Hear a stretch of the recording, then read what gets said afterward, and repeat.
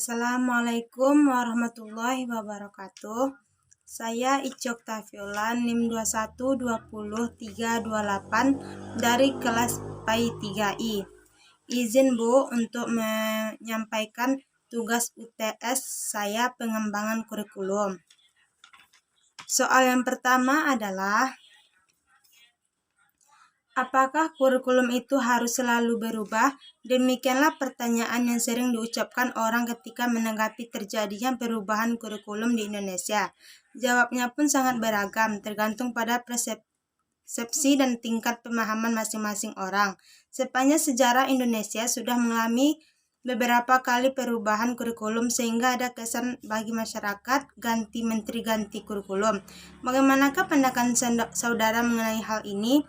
Apa dampaknya bagi sistem pembelajaran di sekolah, dan jika saudara diangkat menjadi Menteri Pendidikan di Indonesia, apa gagasan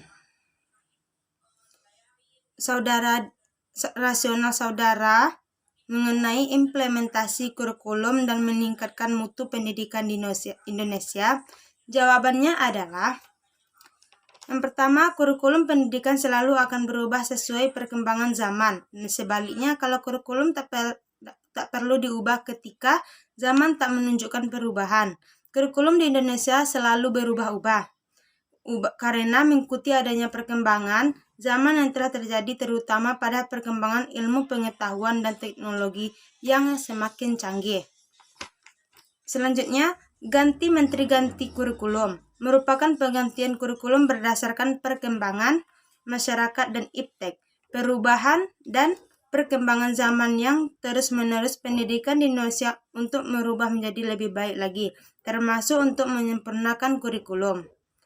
Selanjutnya, dampak perubahan kurikulum bagi sistem pembelajaran di sekolah adalah mutu pendidikan menurun dan perubahan kurikulum yang begitu cepat menimbulkan masalah-masalah baru seperti menurunnya prestasi siswa. Hal ini dikarenakan siswa tidak dapat menyesuaikan diri dengan sistem pembelajaran pada kurikulum yang baru. Selanjutnya, jika saya diangkat menjadi Menteri Pendidikan, saya akan berusaha untuk mencapai tujuan dan memenuhi sebuah visi atau misi.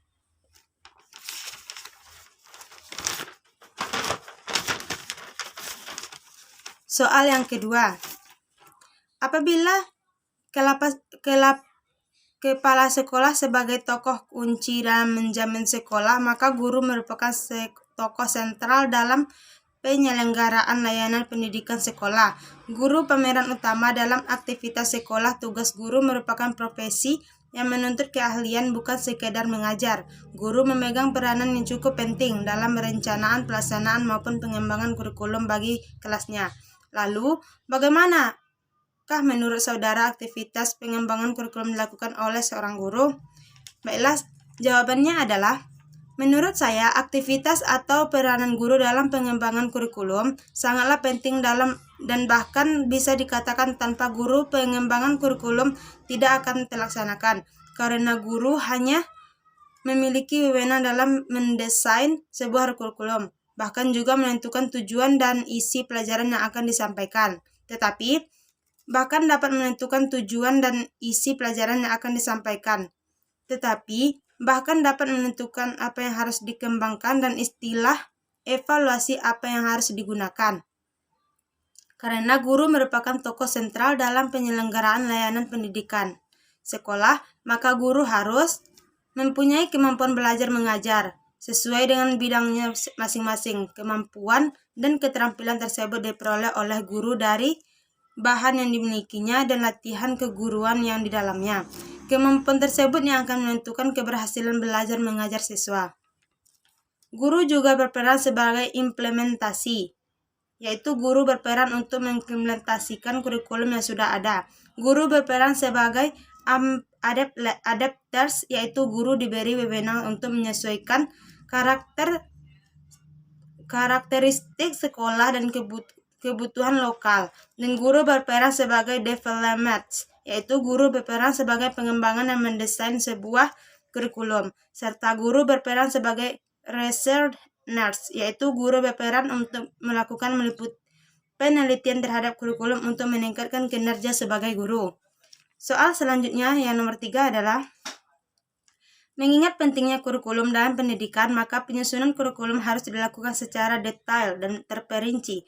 Penyusunan hasil-hasil pemikiran dan penelitian yang mendalam. Jika penyusunan kurikulum tidak didasarkan pada landasan yang kuat, maka berakibat fatal terhadap kegagalan pendidikan itu sendiri.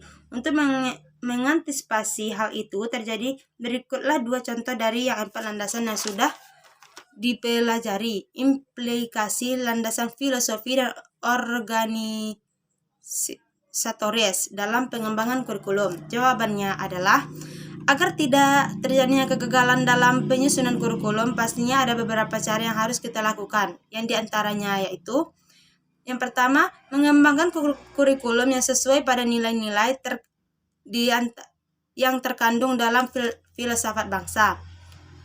Yang kedua, berpikir secara mendalam, analisis, logis, dan kreatif.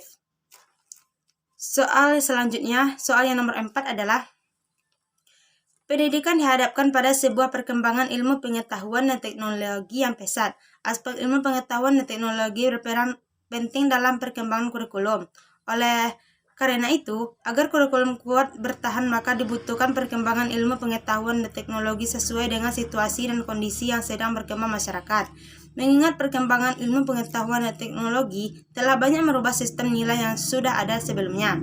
Jawabannya adalah, menurut saya, caranya yaitu sekolah.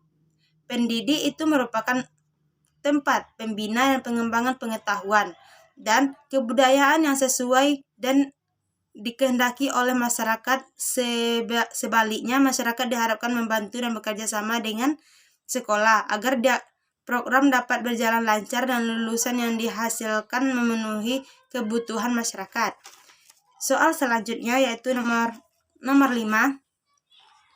Kita tahu bahwa perubahan kurikulum dan waktu ke waktu tidak lain adalah untuk mengembangkan kurikulum sesuai dengan diharapkan. Namun kenyataan yang terjadi dalam proses pengembangan tersebut terdapat kendala yang dihadapi dalam proses sekolah, guru, masyarakat, prokrasi,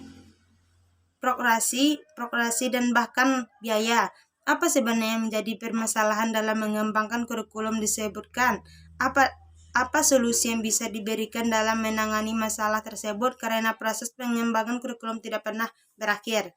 Jawabannya, terjadinya kesalahan di kurikulum menurut saya adalah masyarakat yang tidak disiplin maupun tidak mematuhi peraturan, dan solusinya yaitu adalah, yang baik adalah kita harus tegas dalam peraturan dan memberi atau mengasih denda kepada orang yang telah melanggar itu.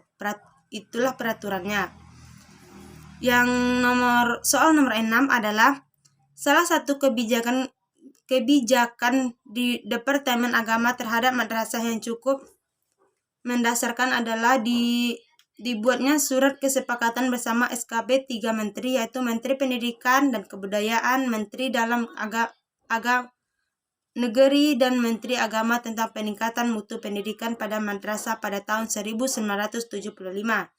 Berikut contoh implementasi SKB 3 Menteri ini pada pengembangan kurikulum madrasah, substansinya dan sasarannya apa, serta dampak dari SKB 3 Menteri ini dalam pendidikan agama Islam.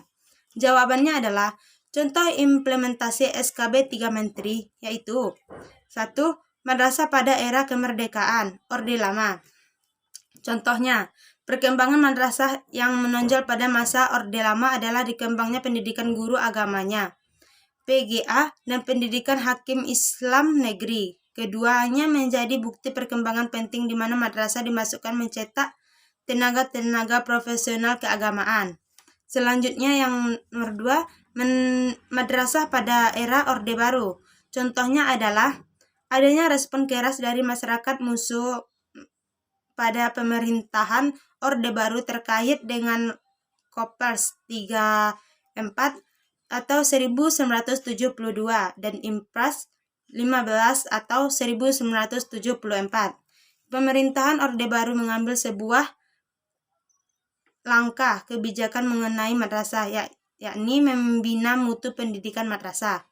Selanjutnya yang ketiga, madrasah pasca reformasi.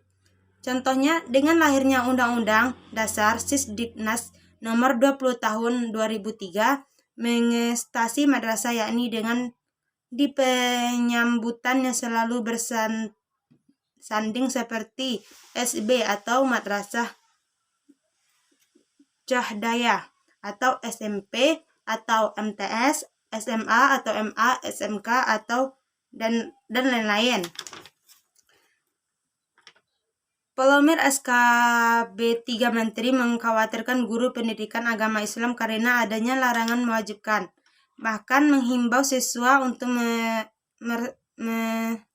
secagam dengan merencanakan dengan atribut tertentu terhadap detik yang bisa mengancam mereka. Padahal guru PAI pendidikan agama Islam harus menyampaikan materi sesuai dengan yang ada dalam kurikulum. Sekian dari saya. Assalamualaikum warahmatullahi wabarakatuh.